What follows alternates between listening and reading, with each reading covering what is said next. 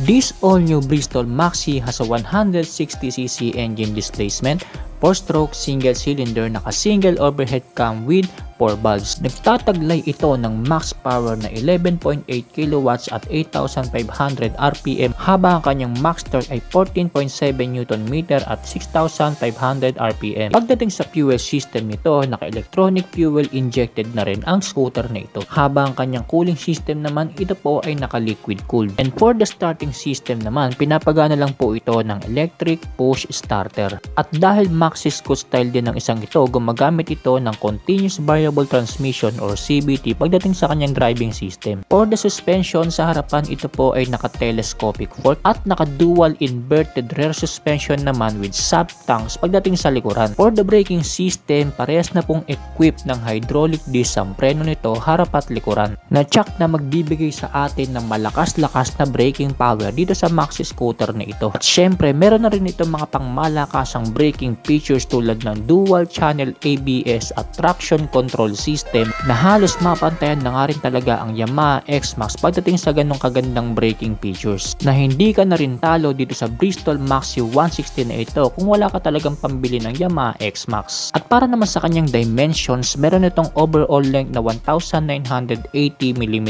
overall width na 762mm at overall height na 1,335mm. At meron naman itong seat height na 746mm habang ang kanyang ground clearance ay 130mm.